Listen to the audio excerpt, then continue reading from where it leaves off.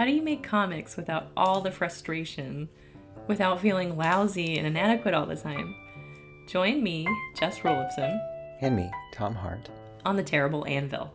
Each week, we build community and shift our mindset about what it means to make comics and art. We're working through the whole process, one piece at a time, turning our suffering and angst into fun and glee. Join us at sawcomics.org. Hey, what's up? It's the Terrible Anvil. I can't believe it's happening again. It's episode 19. This is your host, Jess Ruliffson, and I'm here with my astute co-host. Astute, Tom Hart. I had to start Googling fancy adjectives for Tom because kept saying the same ones. And today we're talking about dialogue, or what I like to call what we talk about when we talk about talking, our favorite Raymond Carver short story collection. But also, maybe tangentially or related to that, writing comics. A lot of people are mystified, both writers who want to get into comics and then cartoonists that are like, my writing is all over the place. We could talk about that. And just the words on the page. What are they doing? Do they have to do quite so much? And then also, yeah, how to squeeze all of the words into a panel and make it look intentional and beautiful. We're going to try to talk about that. That's today's agenda. Are you ready? Let's buckle up. Yeah. I've uh I've got a couple things to share. Well, actually, usually I start by saying, "What is writing?" Or something like Yeah. that. Why do we write? And it is interesting because we are talking, you know, we're always talking about language, right? Comics is a language, and weirdly, it incorporates this other language that we're all pretty familiar with. So it's kind of a strange language in that it incorporates another, but maybe all art forms do that, and I just haven't thought it through all the way. Maybe all art, I mean, you could also say pictures are a language, and then, I don't know, it just gets out of hand. So anyway, I guess what we're doing is we're like twining together and braiding together these languages. And so now we're sort of pulling out that thread that's just writing, whatever that is. Whoa. Yeah. And In the same I'm way, yeah, I feel like last week we were like, color, why is it a separate step? So like writing, why is it a separate step might be like a good Tom question for this episode. right, right. And and we'll put this on the show page and stuff like that. But for those of you watching on YouTube or video or whatever, behind me, I'll move, is 2 pages of Alan Moore's script for Watchmen. You notice Ooh. it is nothing but a block of text with barely a paragraph text. And the artist has gone in and highlighted in red the important things and highlighted in blue the dialogue. Everything else is not important because I think Alan Moore was super just Right, like, verbose in yeah, this. how much cocaine did Alan Moore I, take I, before he I wrote don't know that? anything about his stimulant use or anything like No, that. I don't know either, but I feel like Um, that's powered by substances. it, it would have been the time period, but he also he's sort of his own person, I'm like, he might True. have been just high on magic. I'm not sure. Anyway, there's a lot of work. But so that's worth looking up. Because he chooses his words carefully, but look at this mountain of words behind him to get to it, or at least to convey it to his artist because he was writing. So that's his script. Yeah, Uh, there's that the whole less is more thing. I think sometimes in an early draft, didn't mean that as a joke for Alan Moore. More is more. He's definitely putting more than we probably need in the final version, but it is information that's useful to the collaborators, I think, to be like, oh, this is what he means. We can't use all of this as long as there's an understanding that not all of that's going to fit on the page, but it is powerful information for people that work developing the script with you or trying to make the images for the script, for example. That's actually really good. yeah. Um, so the conventional way to go about this, and maybe you've got a plan or maybe not, but the conventional way to go about this is to say, how much text can you put in a panel? And then usually people say, and even Rob, one of our teachers here at SAW, is like, you're breaking the 20-30 rule or something like that. I don't even know what the rule. He's got some sort of rule about how much text you can have in a panel. And I'm like, we don't believe in rules here. Uh, so lighten up. Um, but it's a good base. I don't know. So I know you do nonfiction. You collect a lot of oral archives, and then you edit a lot. So do you have some sort of rule you like to follow? I do. Honestly, like we don't like Sure. rules, but if you need one, if you're like, Yeah. ah, you don't Well, even know people where to love start. them. Yeah. Yeah, my sort of rule is about 100 words per page. Seems fine per comics page. It's not a lot at all on the prose page, which is unfortunate because right now I'm working with. I have a bias because I'm married to this person I'm working with, but he's a writer and he writes a lot of beautiful stuff, and I will try my very best to cram it into the page. And something similar happened when I was interviewing veterans, and I had those oral histories that Tom mentioned, an audio interview. Even if you take out all of my banter and it's just their words, it was tens of thousands of words. They're not the I knew the graphic novel was not going to be able to abide by that word count. So I was curious myself, like, well, if I could establish a rule, maybe I could know just by looking at this what to isolate, and kind of highlight my script the way that Alan Moore's collaborator highlights the things in his early script. So yeah, 100 words per page is useful. And it depends. Like now I'm working with vertical scrolling comics, so we have there's like pop-up boxes where you could add extra text. There's Oh. sections where you could just have text as sort of like a break. And that's like a new way of working. When that stuff gets translated to the print page, because the stuff I'm talking about, the freelance hospital-based comics for the Boston Globe, I think they tend to be about 30 to 40 panels, which is just like a vertical scrolling comic. But then when we've laid it out for print, it's a double page spread in a newspaper, and that roughly translates to be about the same. So it depends on if you're working with digital or print. But when we convert stuff to the print version, sometimes we can't fit all of the pop-up boxes. We just have to do the sort of like basic thread. And a lot of the pop-up boxes are defining medical terms or something like that. So they're a little bit outside of the narrative. So I don't feel like it's a huge loss to have it be slightly different. But So how do you get to the basic thread? What is the basic thread? How do you know what to edit in and what to edit out? there's a really good phrase that when I taught with Lauren Weinstein at the School of Visual Arts, we were doing the junior thesis class. So cartoonists were tasked with adapting a work to a 16-page comic, I think it was. And he said, well, what's your, I think she calls them non-submersibles, and I've mentioned it before on the podcast, but what really has to be in here? So we could always start with that. So it could be a scene, a line of dialogue, but just something that like if you put all of your materials away, particularly if you're working in nonfiction where you have a lot of research and you just can't decide what to do, or you have a big memoir and you're like, where do I start, or what's the most important thing? If you cleared your desk of everything, or you just laid down somewhere, what would float to the top? What would we be like, oh my God, that I just have to draw that. I can't not have this creative project or book or whatever without that scene, and start there. And then like, are there other ones? The other metaphor I use is like like everyone else here, I'm pretty sure you're on a budget, but when I shop on like an evil website like Amazon, they have that save for later button. So I'll fill up my cart with a lot of nonsense and it's like $400. I don't have that kind of money. That's why I'm shopping on Amazon. I need the cheapest deal. So I'll save stuff for later. So, Tom has mentioned building your own archive. If it doesn't fit, it might come back later, and that's okay. It doesn't, like, not everything has to go in the same thing. So what about something that someone said, if it's an oral history, is the most powerful and most interesting? There were a lot of funny, interesting things that the veterans said for that in the interviews for the graphic novel that I couldn't fit in the book, for better or worse. So you have to kind of be your own editor when you're first starting out. But I think it's good to start with a little too much and just like try not to get too overwhelmed. Just know like I can edit this down. It's like clearing out your closet. You pull everything out and you're like, oh my gosh. And then you kind of sort things and then you're like, okay, we can do it. But yeah, having a little too much is like kind of scary. So in your oral histories, excuse me, I assume you'd cover a lot of different topics and a lot of ground. At what point would you say, I, or would you do this at all? There's a story I have to tell, and it's got a beginning, middle, and end, and everything that's not part of that story comes out. Yeah, that happened kind of early on because each chapter was devoted to a different interview with a different person, sometimes in a different era because it's covering Iraq and Afghanistan. So these span a couple decades.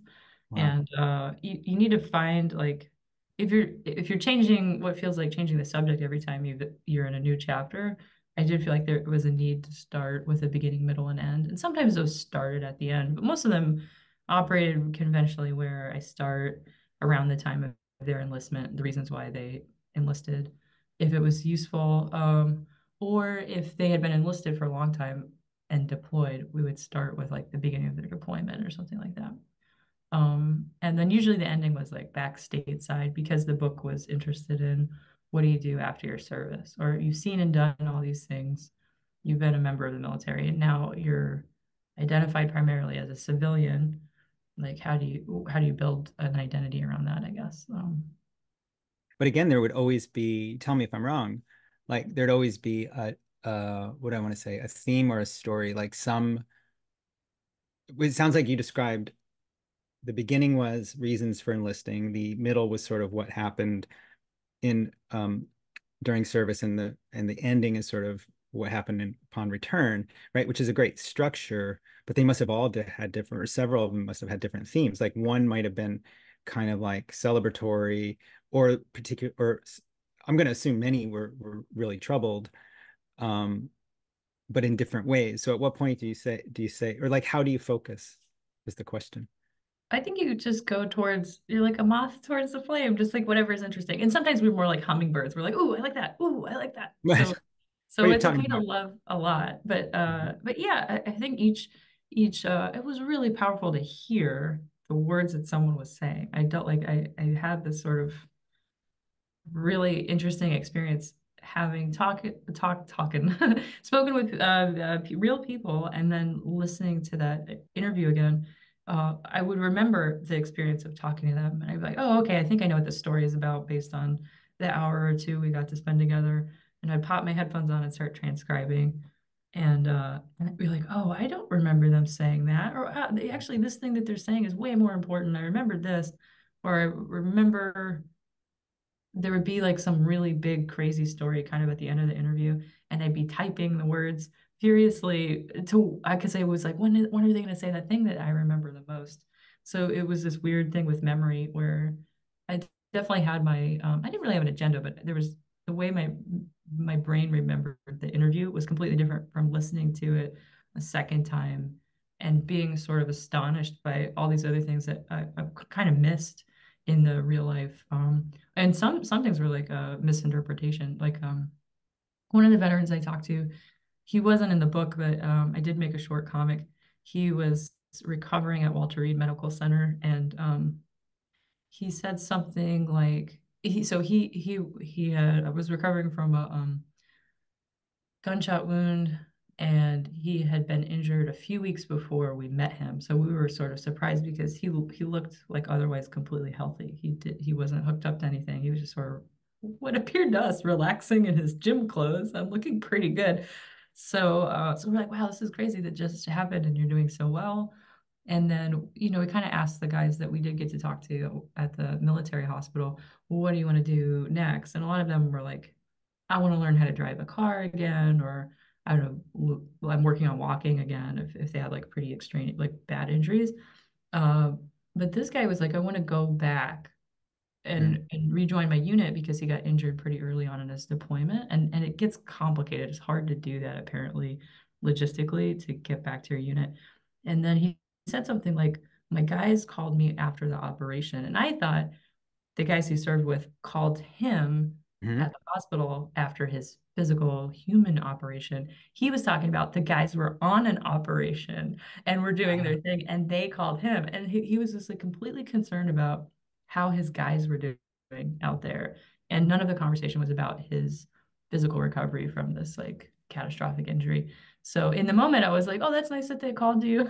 And then when I listened to it again, I was like, oh my God, like they had an operation and he was worried about them. So it's a silly sort of story, but very powerful to hear something again. And I tend to misunderstand things on a regular basis, multiple times a day, and I might not even know it. So to become aware of a new meaning is like really exciting, and that might shift where the narrative's going. But a lot of what came out wasn't something I had like a preconceived notion. Like I think I kind of want to lose structure. It's also really hard to have a neat clipped ending of this kind of sort of open-ended idea of like, what are you gonna do now? And we're like, this, I guess. Uh, so the endings are really hard, and I'm not great at endings either, but it was definitely dialogue driven. Like these stories themselves are like, what did they say that sticks in my head or that's really astonishing or seems to be really important? And what sometimes they said different things, so it wouldn't be like the whole chapter. The chapters are about, I think, 12 pages or so. The whole chapter wouldn't be in one place. We'd move from scene to scene. There'd be a flashback or a present day. We'd usually end in the present day. Um, so depending on how many scene changes there was a lot of space for them to kind of have a monologue about abstract stuff, like what service meant, or like, I don't know, their thoughts on other things that you can't really draw a picture for. And that changed what the like how the story was being told, I guess. There was one guy that moved a lot. He moved like 8 times. I was like, oh no, another scene change. I was like, and so there's this idea of like you want to show the reader what the writing means, but you're also like, is this gonna be really confusing on paper when I draw? So I had the dreaded caption boxes of nonfiction where I was like, Kabul 2004, just to like make sure people knew where the heck we were, because people go around a lot, and military families are famous for moving a lot.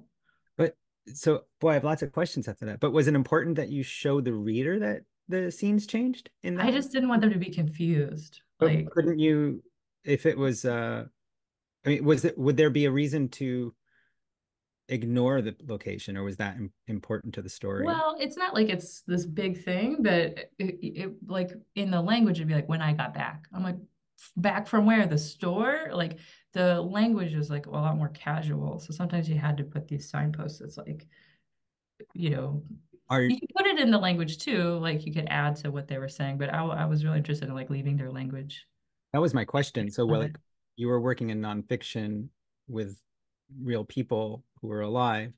Were you allowed to say to add when I got back quote from Kabul or whatever? Can you would you were you allowed to make tiny edits? Were they okay with that? Would that be I think permissible? so. Would Yeah. that be a good Yeah. I idea? think it's like I wasn't trained as a journalist, but it's common journalistic practice to clarify what someone means as long as you're not lying about it or distorting what it is they're trying to say. And that's happened a lot with the hospital comic. My husband, who's writing it, will just drop the name of a medicine or medical procedure, and he knows what it is, and I kind of do, or I can understand from the context. But the editors are like, we didn't need a definition here. We need a pop-up box so that everyone knows what this is. And we're like, do we? We're like, it's kind of cool if you don't know what it is. So I don't know how explicit or vague you want to be, but for me, I was like, I want the reader to stay with the story. So if I do a little box here and there that says where we are, and I don't interrupt the flow with a lot of explanatory backstory, it felt like the dialogue sounded better on the page. Um, I have a lot of other questions too. I hope I haven't hijacked this conversation by just asking questions because I know you had probably things that you wanted to say about this topic. Um, when you talked about the listening to or uh, speaking with the interviewees for the first time and then the second time catching all this stuff, I wonder if there's an analog to the way we're talking about first drafts and second drafts previously, where you might you might either have something in your head or more likely make a draft of it and then only then realize like, oh, that's important, but it's only Hmm. after sort of quote baggy first Yeah, draft, you there know. certainly is a corollary, and I love that you saw that. Like you have a good brain to like make these connections. I think that is true, especially if there's a little bit of time. Like I think you've mentioned before on a previous episode how you will have a draft that's in a box somewhere and or in an old journal, and then you'll open it and you're like, I said that? Oh, this is really good. And sometimes you write down stuff I say, and then you're like, oh, you said it, and you'll read it off your little piece of paper, and I was like, I said that. So I don't know how. I mean, my memory is really not so good, but it is really nice to have these reminders for the first point, and then secondly just having everything you could possibly think about on that topic theoretically on the same piece of paper where you can see it all at once outside of your brain. It does Outside. something different cognitively where you're like, okay, like it feels like you've corralled a wildness into a space where you could see everything and think about it in a different way. It's really hard to like think about an object you can't see the entirety of. So I'm just writing down corralled your wildness, and I'll say that someday you'll. Value your wildness, I bro. said that so that you can, but I didn't even catch it all. Um, when so when would it be okay? And I guess I'm asking in your nonfiction world. We can definitely get to fiction and other types of writing in a minute, especially since you've been through that grueling and humiliating MFA program. It's Um, fine. um, but when do you like summarize? Like when do you use that like um so and so did this and they told me more about this and then you get into another meaty part. You know what I Yeah, mean? it's It's not so all hard. monologue, right? I love working with my partner because he's really good at I think Anita was talking about exposition, like how to deliver that in drama. Like she just took a Hmm. course on drama writing, I think for the screen. So you want to deliver info, but you don't want to, you have to be sneaky. I told her it was like sneaking medicine into a treat for an elderly dog or cat. It's like it's not like it's poison or anything, but if it becomes too obvious, it draws too much attention to itself and can take us out of the narrative. So let's see, exposition is not bad at all, but we're trying to find a way for it to be subtle. And I feel like the way my partner does it is he'll have information like context within what he's writing. And he has this like really great lyrical, almost casual tone about stuff that's like really serious, but it doesn't come off as like offensive. And then things happen through the dialogue that are different. So I think he's really leveraged what each of those things could do, like something that might function like a caption or a little bit of an exposition, and then something that might be expository within the language of the dialogue too, where he doesn't really, I don't see it as like info dumps. And if it starts to kind of feel like an info dump, what I mean is like a lot of information all at once. There's an intensity to that on the page, in prose or comics. He finds a way to like um shift it a little bit where it's still it's a little bit different from what came before and it's weirder than what's coming after it, but it couldn't belong in any other place. They're almost like these micro monologues. I don't know how to describe it, but it's been interesting like crafting those comics. I have to type. I have a font I use in Photoshop, typing out what he's saying, trying to spell everything right. And sometimes copy pasting, but thinking about the words as you're putting them on the comics page can also be illuminating. We're like, oh, and I do it several times because we have edits and I'm moving stuff around. And I'll think about these words. And sometimes it'll get so abstract. I'm like, what the hell is he talking about? I don't know what this means anymore. But then you read the whole thing and you're like, oh, this is really good, or I kind of get it. So even if you have it all on the same page, you might not fully understand it all of the time. I feel like that was really tangential. I don't know if that answered your question. Well, yeah, I don't remember the question, but I have a lot of no, no, but it was super uh interesting. It was my info dump. I was like, don't Right. info dump, blah, blah, blah, blah, blah. Well, no, I want to riff on that for a moment because there's this idea that if we see it happening on the page, I guess you could equate it to show not tell or drama versus exposition or something, but there's this idea that if you see it on the page, you're really riveted by it. And if you see it in a, because we don't hear anything, but if you see it in a speech bubble, then it's really captivating. But if it's written out, it's somehow uh if you're writing out what happened or if you're writing out what somebody said rather than showing us, there's this idea that that's cheating or it's lazy or it's uninteresting or uncompelling, but I totally don't buy it. And Yeah, sometimes it's actually really helpful, and I tell that a lot to my like non-cartooning students, where I'm teaching a class that's more literary, and then I think because I teach in-person classes in a English department, the students don't realize that like I'm moonlighting and I'm actually an artist, and I'm going to force them to draw stuff, and they're like, oh no. And it sort of turns into an art class half the time. And some people are down and some people are terrified, but for those of us that are a little scared, I'll tell them you can draw whatever you want. And if the caption box says this is what it is, like you're like, oh, a giraffe eating an orange, and then you draw something that really looks terrible, because the caption box says it's so, it's so. So that's kind of your get out of jail free card with comics, is that you can make the words work harder than the pictures. I actually I was really struggling with the comic I'm working on now, and I'm getting towards the end and it's going a little bit better. But last weekend I had an absolute meltdown. And my husband came in, he wrote it, and he's like, "What if you like made the words work? Like maybe the words could do the work here." Or he said something like that, kind of like, "I already wrote it. It's good. Like, don't worry about these drawings." I was like, "I know, but there's like I'm not great at drawing people in motion. There were stairs. I'm not good at stairs. Like they're just like these things that came up, and I was like, oh my God, I have to draw all these things." There was someone on the ground and they were sort of contorted, and I'm like, oh, perspective, and I was just freaking out, and there was a lot of detail, and there was scene changes. And normally the comics we've done to date where it's in a hospital, so you're just moving from bedside to bedside. Everything looks the same. Mhm. So, which that's really boring, but it's also really easy to keep your continuity if everyone's wearing the same damn thing.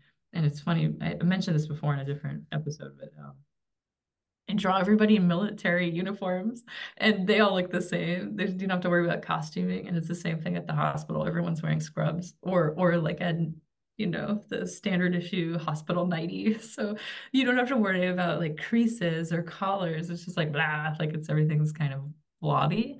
And that can be really great if you're like not awesome But at wait, so drawing. what did you do? What did you wind up doing with this piece? What, I don't know what happened. I mean, I think the Lord took pity on me and eventually like the cloud lifted, but I was just like, what the I mean, I just got through it because I have a deadline. It was definitely the but terrible anvil.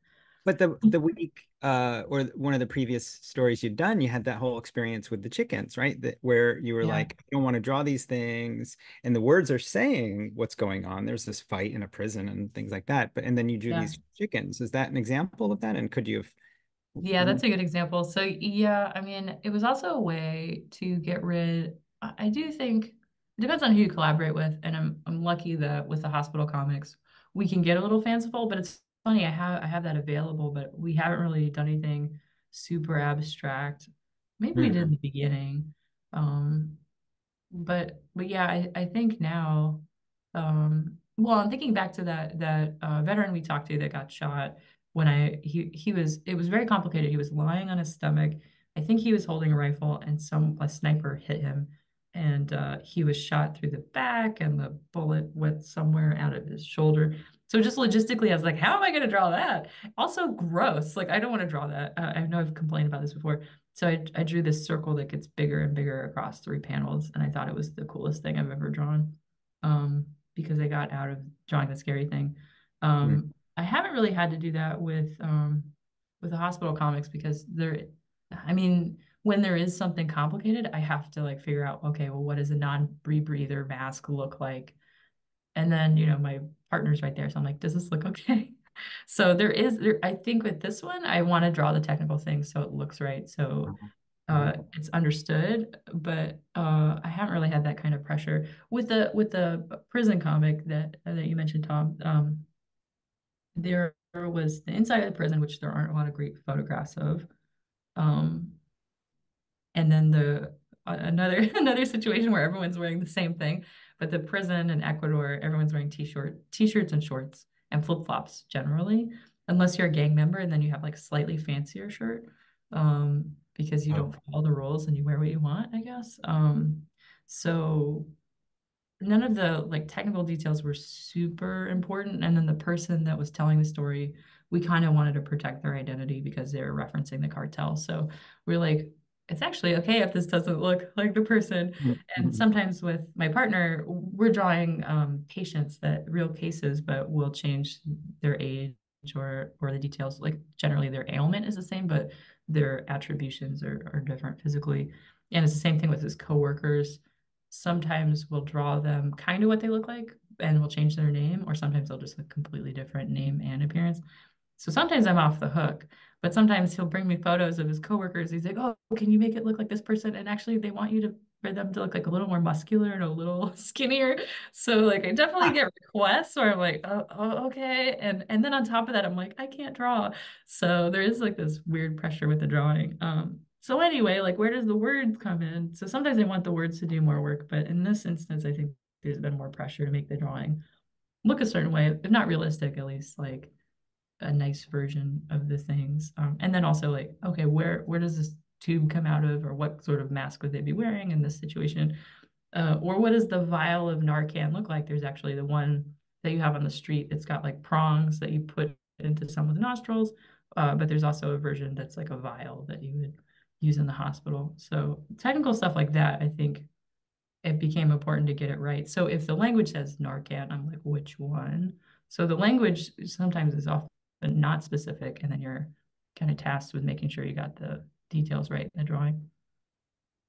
So I've got a couple things I'd like to bring up. Going back to like what's happening on the page, and is it dramatic, and is it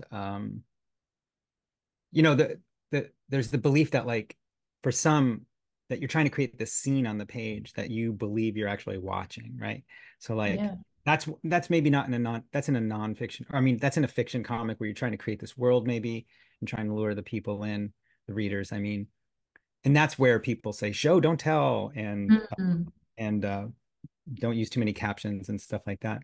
And it's related to David Mamet, the dramatist, who's writing about drama. He's writing about the stage. They're talking about the stage, but he's also talking about TV, where he did some writing. He had some ideas about drama versus exposition that Anita was asking about in the chat. Um, he said, first of all, there was his adage was a scene is dramatic if it answers these three questions. Who wants what from whom? Oh wait, who wants what from whom? What happens if they don't get it? Why now? Right? Mm. So that may not be relevant to your writing about the hospital and other things in nonfiction, but if it's a scene where you're trying to engage the reader and make them want to know what happens next, what happens next, what happens next, Yeah. and really engaged, that's how he does it. But he was also really adamant. He says, anytime two people are talking about a third person off screen, get rid of it. It's like just Really? yeah. Oh, well, Um, actually, there's a few scenes like that in the hospital comic where a partner will be like on the phone with someone else, like in the ER in a different department, and they'll be talking about a patient, like, hey, we're going to send you a patient. He's really sick. Here are the details. And there's this banter back and forth. So it absolutely happens multiple times in this comic I'm working on. But to your earlier point about like what like would you want to build a scene in nonfiction? I think absolutely. Like I think that's mm, really good nonfiction if you're bringing the reader in to experience. A lot of the narratives I'm doing are first person driven, so we're trying to inhabit that experience, and there's hopefully a lot of empathy afoot. It's not the zoomed out explainer comic. That's uh, not like what I love to do, but sometimes there are moments like that that are necessary. But I try to stay close to the narrative of what that one person is seeing and talking about. So the point of view of the hospital comics is through my partner, but he also sometimes he'll zoom out and he'll talk about like healthcare at large and what's wrong with the hospital he works in and what's wrong with like healthcare in America. But a lot of times he's like, this guy is really sick, and I this is these are just the logistics of how they got here, and here's some philosophical things about what might happen next. So you are like, is this person going to be okay? There's mhm. a lot of structure of the hospital comics are based on one patient we kind of follow through their treatment. And then with the veterans, you kind of know they're probably okay because they're speaking in like the present tense about the past, like or whatever. I'm saying that wrong, but they're in the present day talking about something that happened. So you're like, well, if they're here to tell the story, they're probably okay-ish. So you know that like they didn't die of whatever it is they went through yet. You know, I mean there are like a high prevalence of suicides. Not to make this like the most saddest podcast episode, but when I talked to them, they seemed okay. I have a question about the patient. So you're talking about like making, so it's this hospital story, and it's about, um, you know, healthcare workers, your husband and things like that. But when you get to the point where you're telling a story of a patient, you want us to feel for that patient, right? You want us to, you said, will they make it? Are they going to make it? Are they going to be okay? Right? You want Yeah. us to feel Well, that it's and to be definitely engaged by that. through How do you do it? Well, it's definitely through the lens of the caregivers, and I think they have to build a little bit of a buffer between themselves and the suffering that they see in front of them. So there's sort of a clinical vibe some of the time, like, oh, we have this patient, here's their stats like uh this is how usually like their age and their gender and what has happened to them or why they're sick or how they've come to be in the hospital. And that get it's like when you introduce somebody, you're not like, oh, here are the diseases I have. Like the medical profession, they first encounter with somebody is like what's wrong with them, which is like a really normally we want to talk about what's going well in our lives. Or Right, like, hey, right, how's it right. going? Or like, oh, he has cute hair.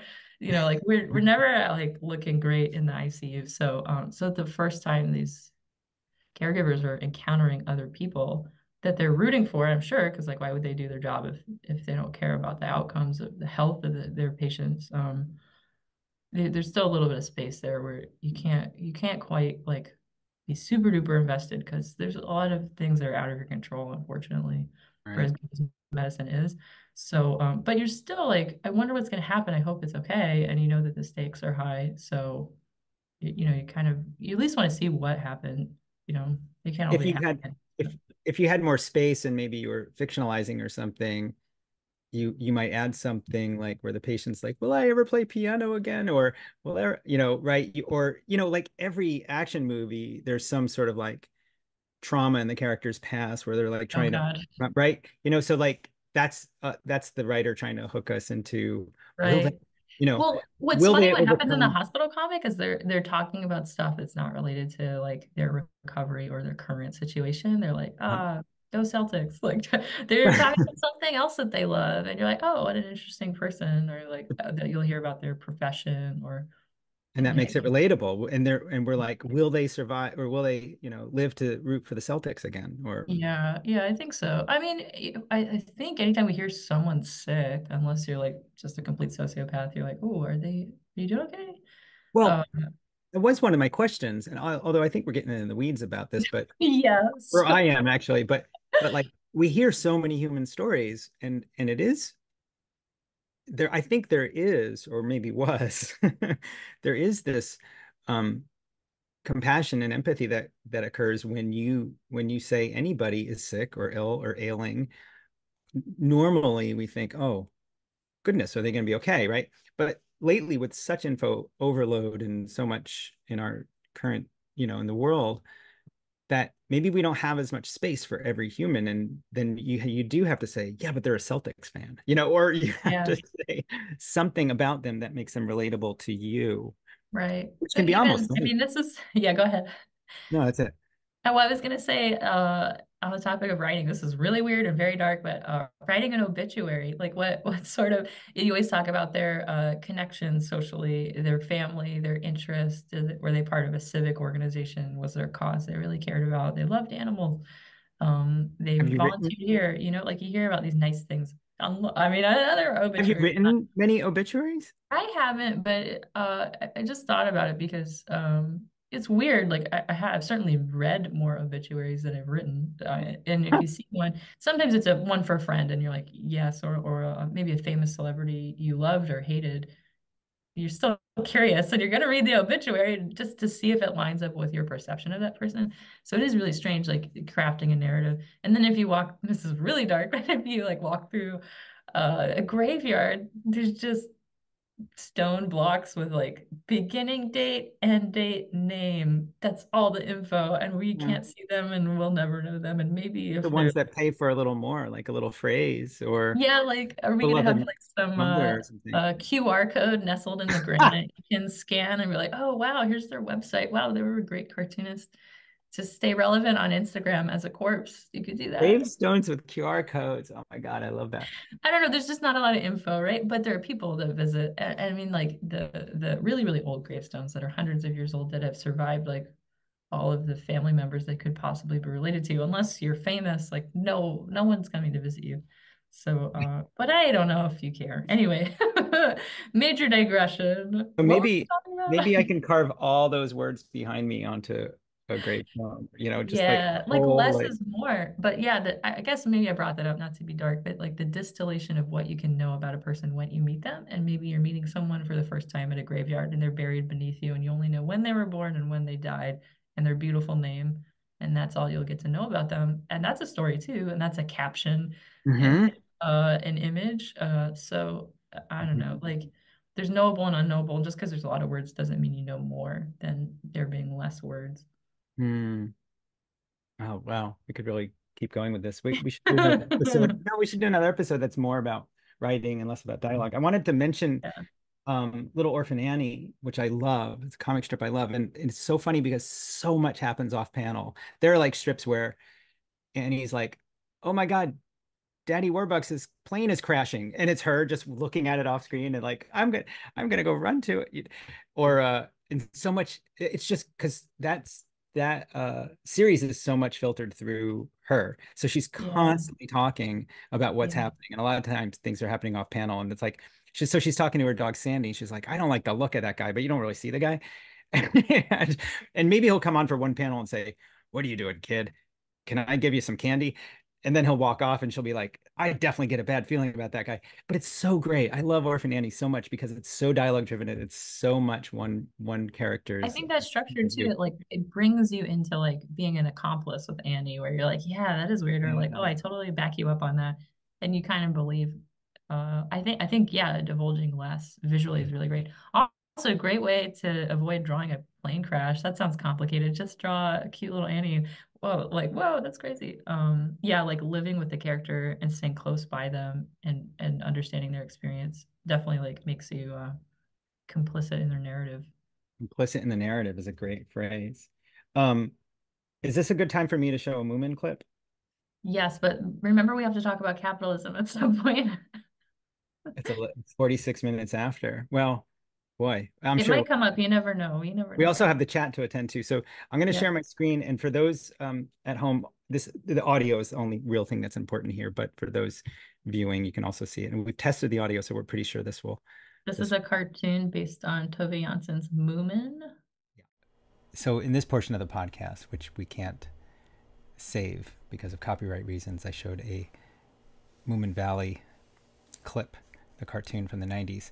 So Moomin Papa has discovered, he's been writing a play, and he's discovered that a spirit in the middle of the night has come and rewritten his play. So Moomin Papa has everybody out on the veranda, and he repeats what he's written. He says, hey, look there. The sun's up in the sky, and there's Gracie. And Snufkin's not very impressed. He says, that's pretty ordinary. And Moomin Papa says, yeah, that's what I wrote. And the spirit changed it to, but soft, what light through yonder window breaks? It is the east, and Juliet is the sun.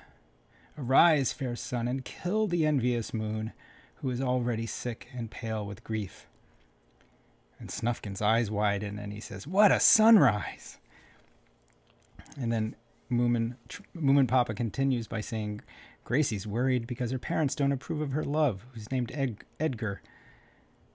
And Moomin Papa wrote, he says, I wrote, names don't matter, tulips, hydrangeas, who cares?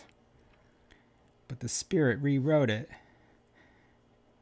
to say, what's in a name? That which we call a rose by any other word would smell as sweet, so Romeo would, were he not Romeo called. And Moomin Papa continues by saying, it's simply great, except I wouldn't have mentioned his smell. Anyway, that's what we played. Maybe I wouldn't have mentioned his smell. But so is there ever a good time to overwrite or write more? Maybe is more?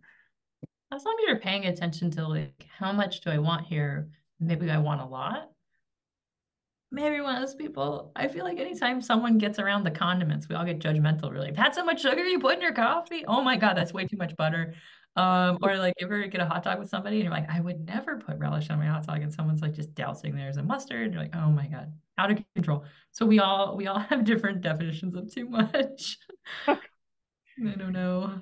I love that. Words as I'm sure con. there's always a case. I just say if you're starting out, it's finding you're trying to find the narrative thread. Try to give yourself a word count limit, even if you disabuse and decide I'm not going to do that. Just to see what it looks like, and then you're like, oh, actually, I have more space. I have had the situation where I've edited a script down so terribly. It was like a rotisserie chicken, it was just the bones left. I was like, like I had to go back to the original. So you can always save a previous draft that's like fluffier or baggier, like save lots of iterations, and you can go go back to that archive and add more things. I have over edited before. Yeah, and that's style, right? So we're all telling ideas, or we're all sort of starting with ideas, and we're exploring them and recasting them and stuff like that, and it just comes out in this visual and what's the word for write? What's the adjective for writing? And not oral, but um, Prose or linguistic or yeah, whatever. So in these styles, right?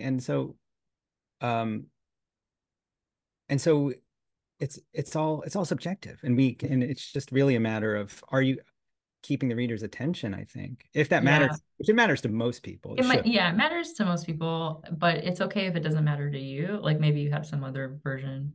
But generally speaking, when I first think of a comic, I'm like, this is, or whatever, I'm making a painting or a short story or something. I'm like, this is awesome. There's some part about it that I believe in. And Mhm. then, so that's all about me and wanting to be awesome. And I'm like, I need to make this so that people know I'm awesome. That's definitely my first thought. And Sure. or if there's something, if it's maybe it's based on something someone said, like let's say a veteran, I'm like, oh, I think what they're saying is awesome, and I Mhm. want that to be a story, and I think I could do it. So maybe it's less braggy or swaggery or whatever. But then I'm motivated by like, if I believe that this is awesome, how do I convince someone else it's awesome? I'm not always like assuming just because I think it's great means someone else thinks it's great. Though there's probably a good probability if it interests me, it's going to interest somebody else. But my job is to make sure the distance between me being point A and the reader being point B is like as clear as possible. I try to make it as easy as possible to to to have the reader have a similar experience to what I am having when I think about something or I'm doing something. Right. You can't just put a gravestone on your idea and say, Jess's idea. It was awesome. You have to Yeah, convince. and I think that's a big thing about show don't tell. It's like we assume that showing is very like like overdone and there's a lot like the I'm thinking of the words at the beginning of Star Wars that you have to read really fast. You're like, oh, it doesn't always have to, it could just be like, oh, it's awesome. And you're like, but why? Like, tell me why you think that, or give me an impression, give me a little, tell me more about that, as therapists say. So you can make a grand claim or proclamation, but backing it up so that the person you're communicating to might believe that or refute it. At least you have some context versus just saying it. So I think that's the show don't tell. Like, You know, don't tell me how to feel. Don't tell me what to do. don't tell me how to feel is really important, right? Yeah. That's and yeah, there've definitely been books where I feel like that's where I'm being sort of guided and instructed how to feel and even told what to feel, which is a Mhm. little different than like Spielberg or something, who sort of makes sure you feel the right thing but doesn't tell you what to feel, but just gets you there, and which I Mhm. don't love either. But yeah, I want to talk about that Star Wars thing for a second, because you could argue that in the first Star Wars, which I guess is episode 4, it's hard to say.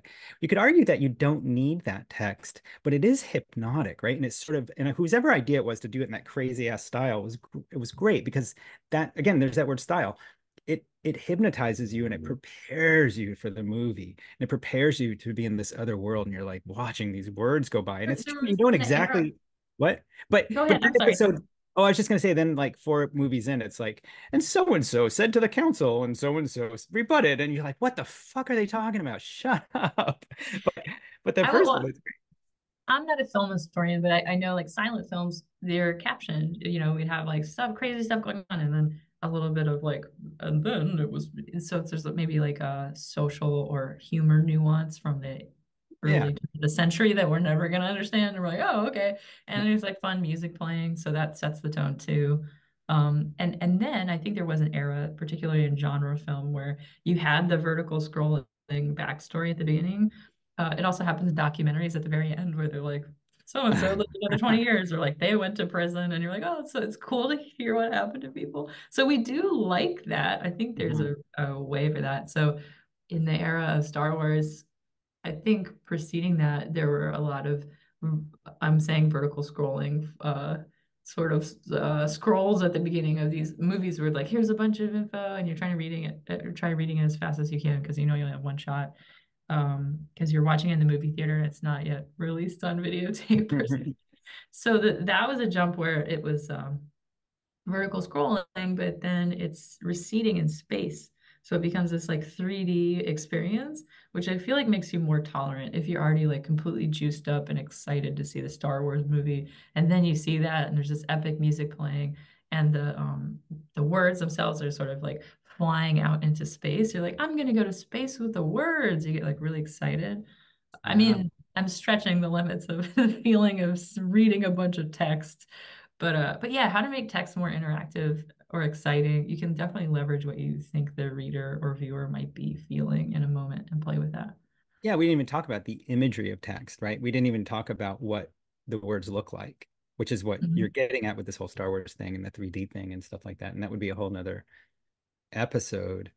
Like if you're gonna have backstory, make it immersive, and the words themselves can maybe be immersive. There's so many ways. Yeah.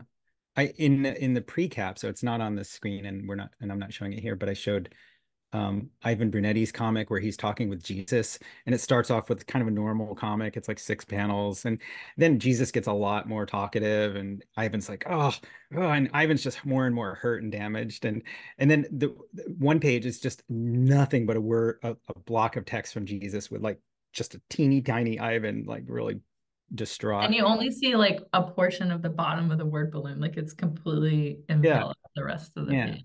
But So it's funny. really immersive because you're following this train of thought. Like, it's the kind of thing that, novels te bring us into inner monologues and dialogues and things really well. And we think it's not appropriate in a comic because comics are quote visual, but that example is great. I always bring up Kim Cran's Blossoms and Bones, which has a lot of text in it. I think it's really great because it's a diary and it looks like you're peering at somebody's diary. There are tons of examples of great uses of text. And then like somebody like Mary Naomi, new book, and there are other books like this, but it's all collage and a lot of the text is sort of like typewritten and brought in that way.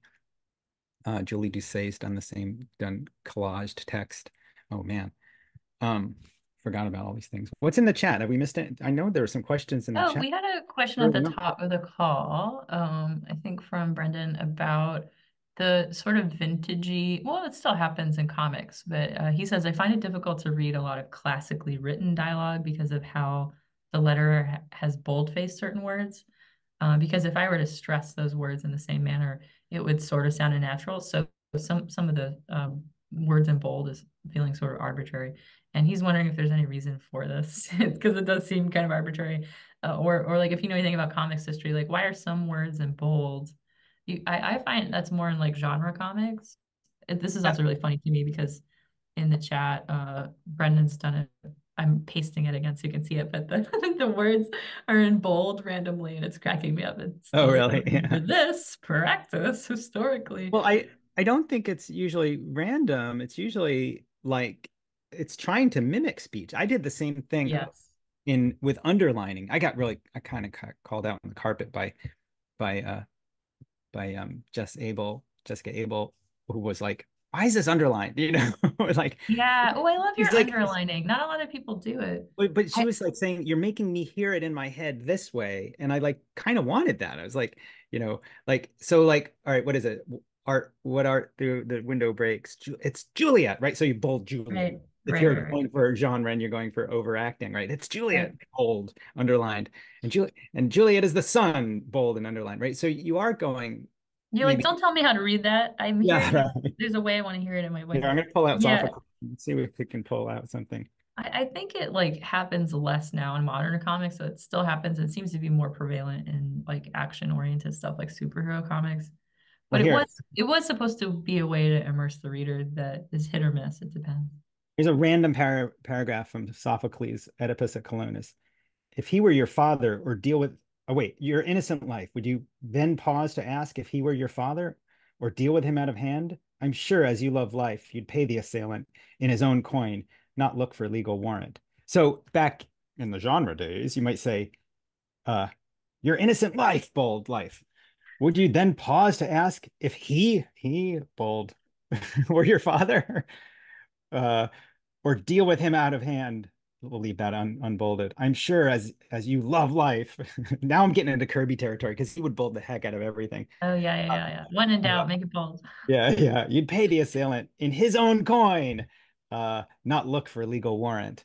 Kirby would have probably done bolded legal also. Yeah, a lot of like Um, pulp comics too, like the horror comics, like everything is like melty and bold face, like ah.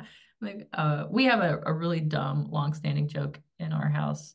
If someone's just speaking at a regular volume, or if we're playing a song from the 80s that's like got a lot of energy, I'm like, why is he yelling? It's just why is he yelling? So if I read something in bold, I'd be like, why are they yelling? I would just assume they were shouting. well, it's true, right?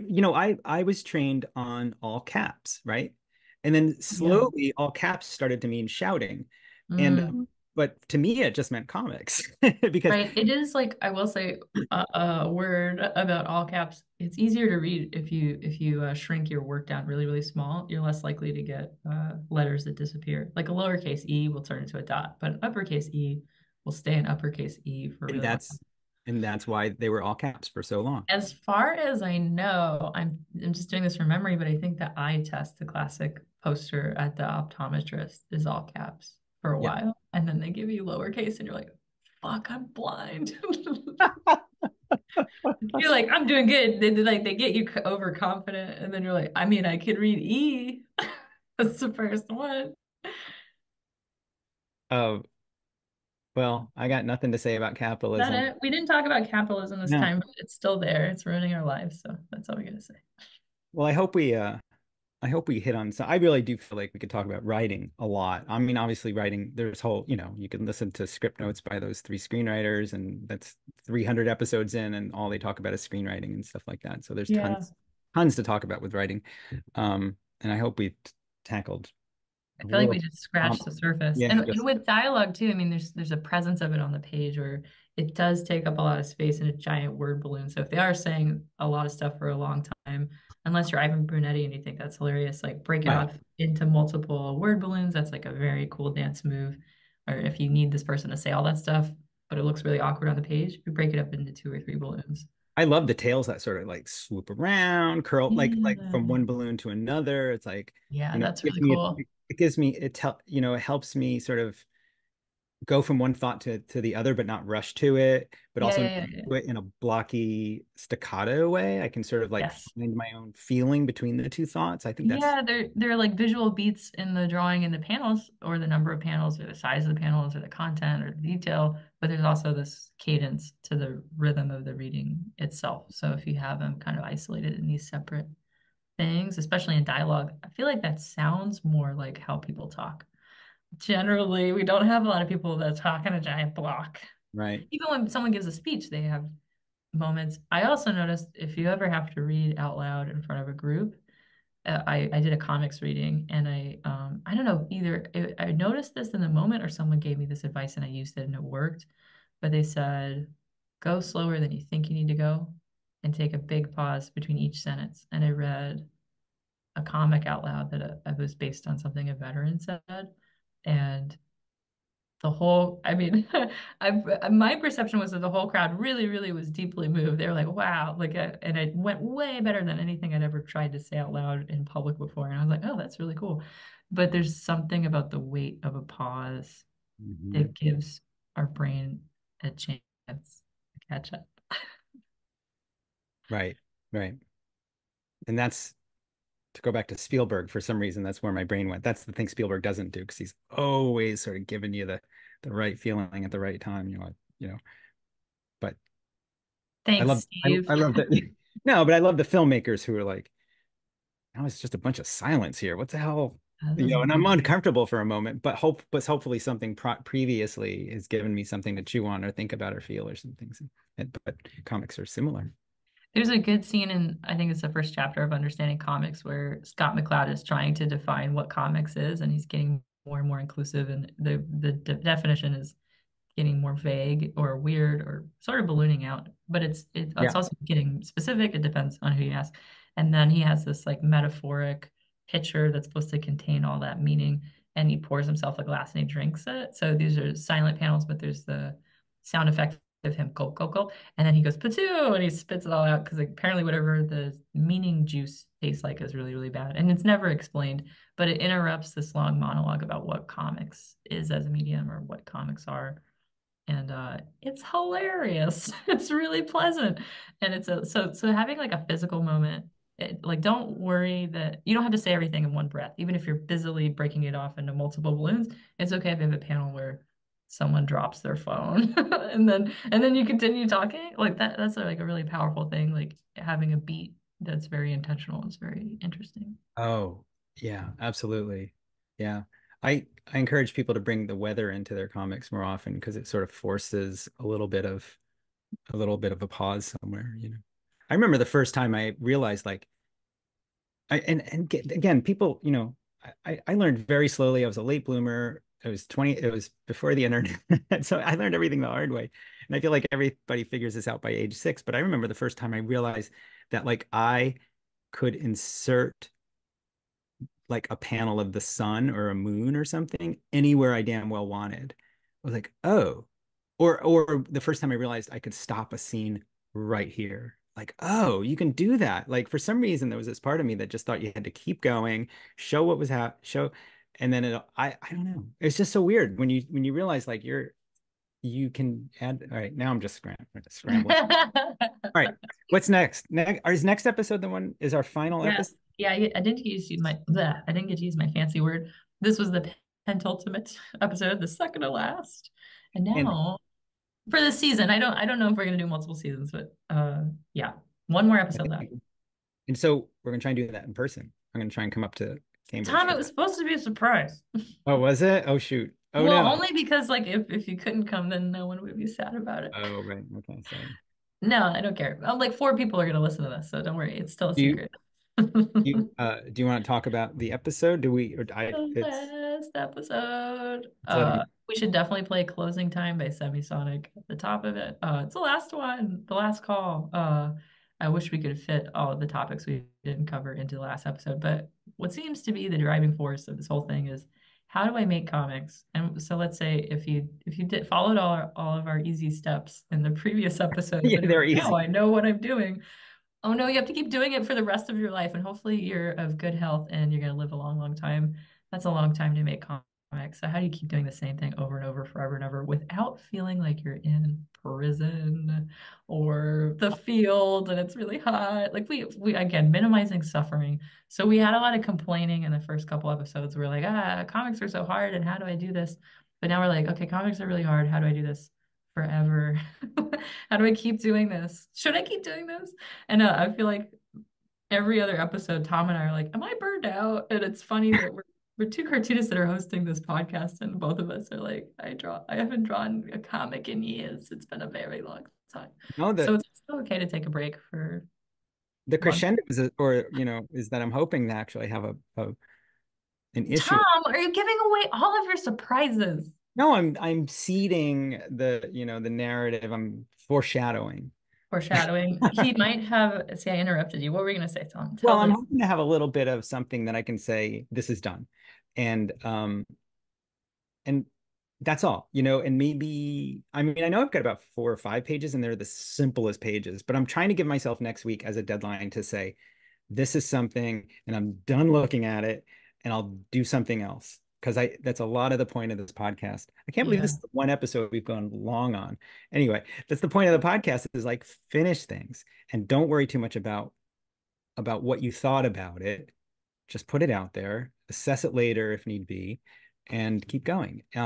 I would recommend never looking at your work that you finish ever again, like for as Ever long as again. possible. And the more time that passes, this is just because a few weeks ago I went to my sister's house and got all my earthly possessions out of her house, which wasn't a lot of stuff, I would argue, but my sister says different, and she's probably right. But I went through like all of my drawings and I was like, what is all this? And like I kept a lot of it, but the rest of it I was like, why did I draw all the time? Like I was like sort of astonished and sad. Like I don't know, I'm gonna have to talk to my therapist about what was going on, but it is like sometimes it's useful to look at what you did and be like, damn, that was awesome. Or wow, that was interesting. Maybe I could revisit that. But I think I get more mileage out of the stuff I did. I wasn't planning on finishing, like a notebook with ideas. I'm like, oh, that's cool. Like it still seems possible. But sometimes looking at my earlier work, it feels like um like a condemnation or something. But maybe that's my inner critic really roasting me. I don't know. But I'm just like, I was just astonished that it made so much stuff. And I was like, wow, I was like so into this. And I'm very much removed from that feeling. But I could remember it and I felt kind of sad. I don't know why. All right, so we're gonna encourage everybody. Anyway, dealing with the feelings in the last episode. I Totally. Okay, so next week is all about not being in prison, not Yeah. suffering. Yeah, and finishing stuff, if we can give you strategies for finishing stuff without too much suffering, we're minimizing all that stuff. That would be cool. And having fun. Can we talk about fun? Did we not? Sure. Yeah, we can. I don't know. I talked about tombstones for the last 45 minutes, so like let's have some fun. Next one. All right, next next week. Tune We'll in probably next week where we don't talk about mortality and sadness and sickness. I can't guarantee it's going to be tombstone free, but we'll make it fun somehow. The Terrible Anvil, episode 20, tombstone free and low fat. All right, Jess, I will talk to you in a week. Thanks everybody for who was Thank you. here and everybody listening in the Listening world. in the future or in Yeah. the past. I don't know. Thanks for being here. All right. Bye everybody. Thank Yeah. you. Bye. Thanks for joining us. This has been a production of the Sequential Artists Workshop, or SAW. You can find us on social media at Comics Workshop and online at sawcomics.org. You can hear about our many courses at learn.sawcomics.org. SAW is a nonprofit and supported by people like you.